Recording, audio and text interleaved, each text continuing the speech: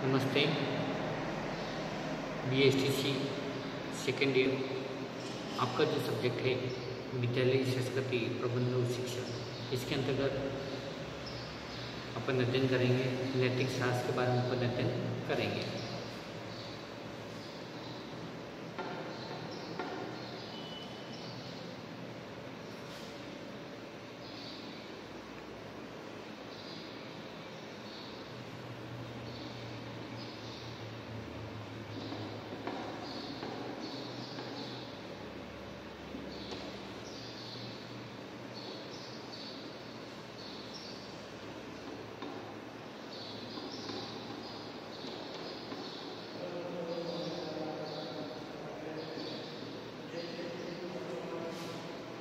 विषय है अपना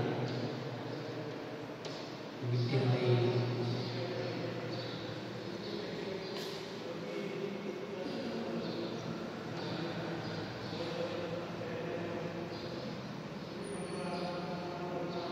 संस्कृति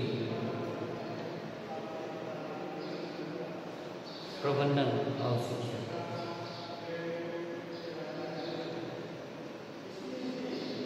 आज से अपना प्रकरण है नैतिक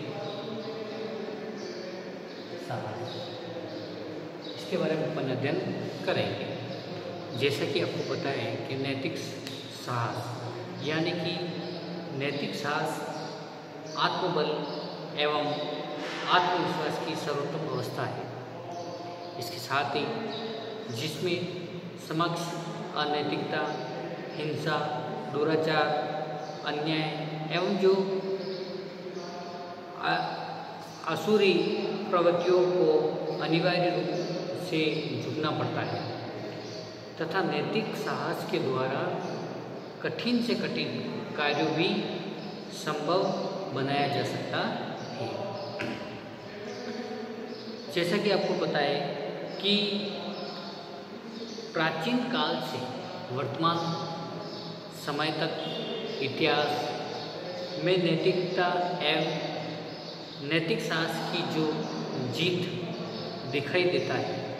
महाभारत में जो योगी राज कृष्ण एक ओर थे अर्थात पांडवों की ओर तथा अन्य करोड़ों लोग कौरवों की ओर थे, परंतु जीत पांडवों की हुई क्योंकि कृष्ण का जो पक्ष नैतिक था और उनमें नैतिकता साहस की पराकाष्ठा थी और इस प्रकार नैतिक साहस एक उपयोगी एवं सर्वोत्तम तथ्य है।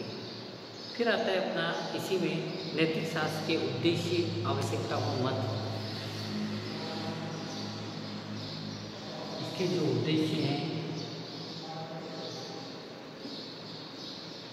उद्देश्य, आवश्यकता और महत्व, इसके बारे में भी अध्ययन करेंगे। इसमें जो बताया गया है जो नैतिक साहस के जो उद्देश्य, आवश्यकता, महत्व के बारे में हम स्पष्ट रूप से अध्ययन करेंगे। उसमें जो पहला जो अपन को बताया गया है कि इसमें जो पहला बताया गया आधुनिक नैतिक द्वंद्व का समापन। पहला जो बताया गया है आधुनिक नैतिक द्वंद्व का समापन। और इसमें जो बताया गया है कि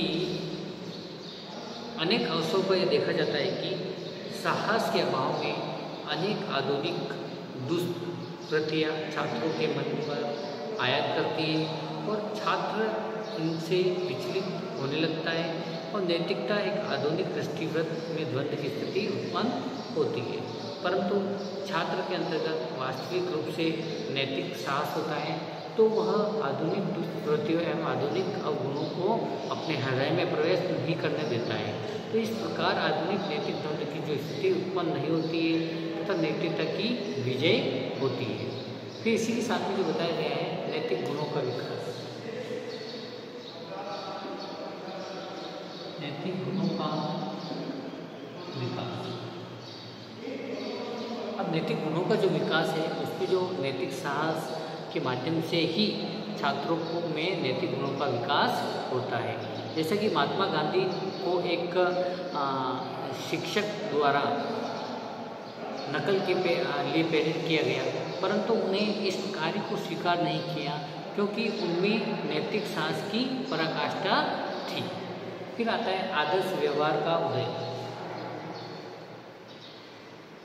आदर्श व्यवहार का उदय, उसमें जो बताया गया है कि नैतिक साहस के माध्यम से आदर्श व्यवहार की उत्पत्ति संभव होती है।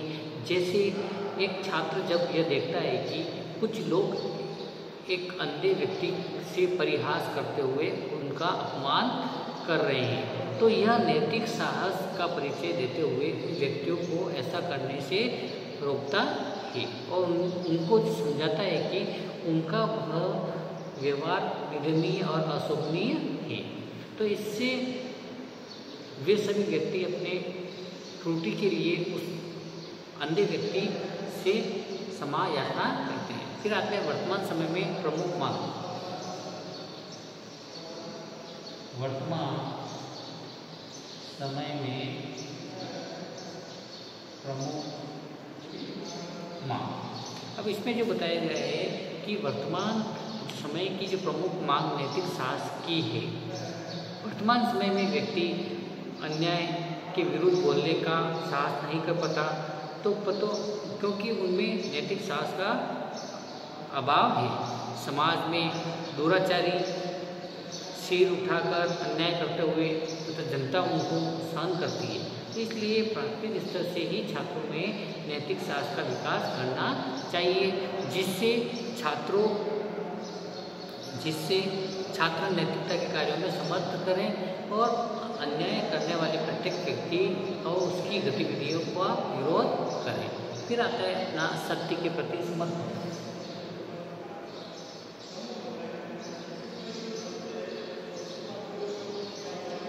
सत्य के प्रति समर्पण, इसमें नैतिक साहस में सदैव सत्य के प्रति समर्पण देखा जाता है। जैसा कि सुकरात, ईसा मसीह और महात्मा गांधी आदि के संदर्भ में चर्चा की जाए तो उनके में नैतिक साहस था।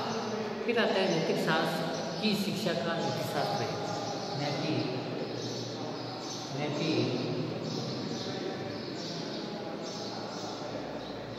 नैतिक साहस की साहसी शिक्षा का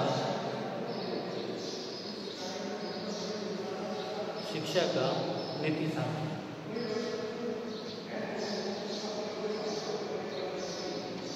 है ना।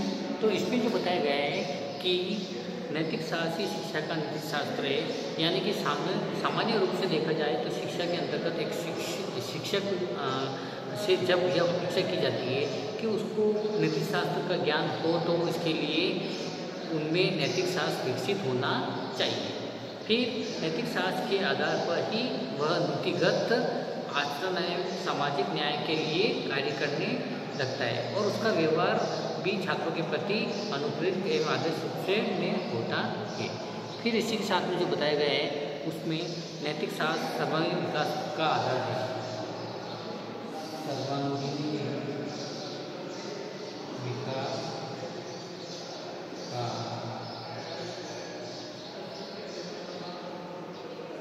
आधार है। अब इसमें जो बताया गया है कि नैतिक साहस के आधार पर ही समाज विकास संभव होता है ना। तो इसमें जो नैतिक साहस के आधार पर वह व्यक्ति मानसिक रूप से प्राप्त होता है और न्यायपूर्ण भौतिक विकास की ओर अग्रसर होता है। फिर आता है शिक्षा के उद्देश्य की प्राप्ति में सहायक। और शिक्षा के उद्देश्य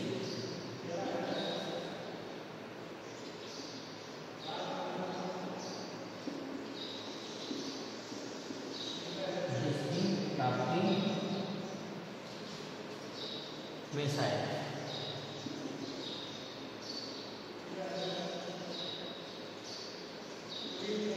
इसमें जो बताया गया है कि शिक्षा के जो उद्देश्य नैतिक साहस के माध्यम से शिक्षा के उद्देश्य की प्राप्ति सरलता से संभव होती है। फिर बताया गया है सामाजिक व्यवस्था का आदर्श स्वरूप, मानवतावादी दृष्टिकोण का विकास, अधिकारों एवं कर्तव्यों का समन्वय और मूल्यों का विकास। तो ये सब इसके अंतर्गत बताया गया है, मूल्यों का विकास। तो इसमें नैतिक शास्त्र के माध्यम से छात्रों में नैतिक एवं सामाजिक मूल्यों का विकास होता है ना। और इसमें जो वर्तमान समय में विद्यालय शिक्षा में नैतिक शिक्षा एवं नैतिक साहस उत्पन्न करने वाली गतिविधियों को स्थान दिया जाना चाहिए, जिसमें छात्र में जो प्रत्येक मानवीय कार्यों को करने तथा समाज को आदर्श रूप में प्रदान करने में अपनी सक्रिय भूमिका का निर्वाह करने का साहस उत्पन्न हो सके। और वर्तमान समय में नैतिक साहस के अभाव के कारण ही आसुरी प्रवृत्तियों का प्रयोग बढ़ रहा है, क्योंकि जन सामान्य उनके अत्याचारों को सहन कर रहा है तथा जो प्राथमिक स्तर से उच्च शिक्षा तक नैतिक साहस का विकास करने वाली शिक्षा छात्रों को प्रदान की जाए। ठीक है, आज के लिए इतना ही काफ़ी है कि नैतिक शास्त्र के बारे में अपन ने जो अध्ययन किया उसकी उद्देश्य, उसकी आवश्यकता और उसके महत्व के बारे में अपन अध्ययन किया। आज के लिए इतने काफ़ी। कक्षा को व्यवस्थित बनाने के लिए और ध्यान से सुनने के लिए आपको बहुत बहुत धन्यवाद। घर पर सुरक्षित रहिए। धन्यवाद।